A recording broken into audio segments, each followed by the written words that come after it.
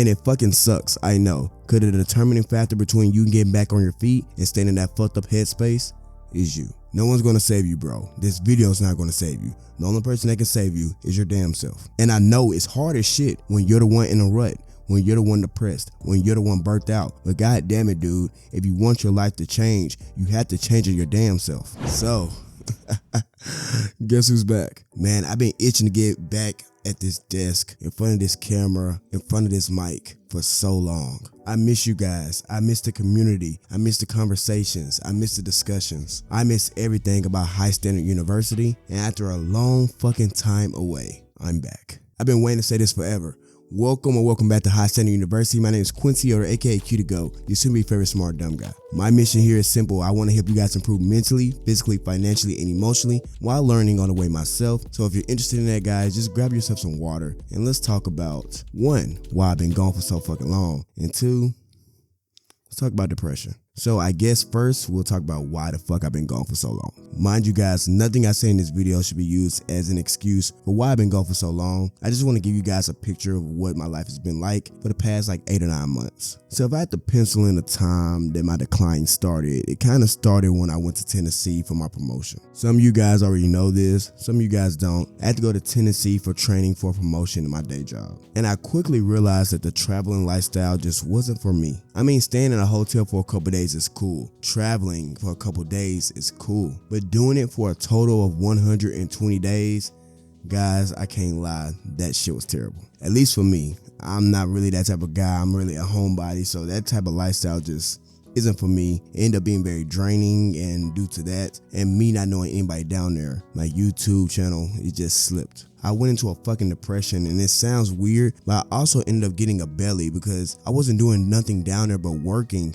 And when I was in the hotel room, I wasn't doing nothing but sleeping, eating, and playing video games. I ended up finishing training and coming back home. And once I actually got home, I realized that my new lifestyle with my new promotion was not going to be easy. I went from working 40 to 45 hours a week with no responsibilities to working 50 to 60 hours a week with a lot of responsibilities. And if I'm being completely blunt with you guys, it was something I was not ready for. My time management sucked. And instead of making my time management better, I just let certain things that I thought were less important slip.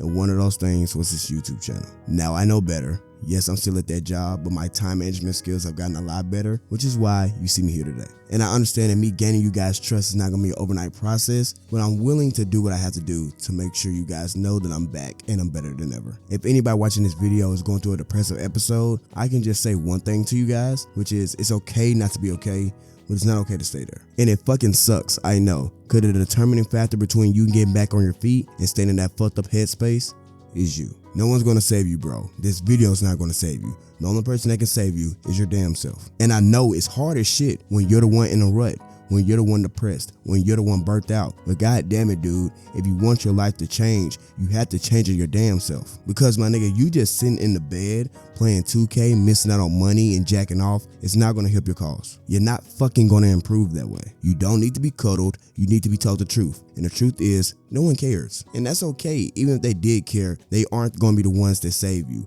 The only one that can save you is you. Get off your ass, get back on track, and don't just get back on track, get back on a better track than you were on beforehand. And it starts with recognizing your issues. Like, bro, is it your friend group?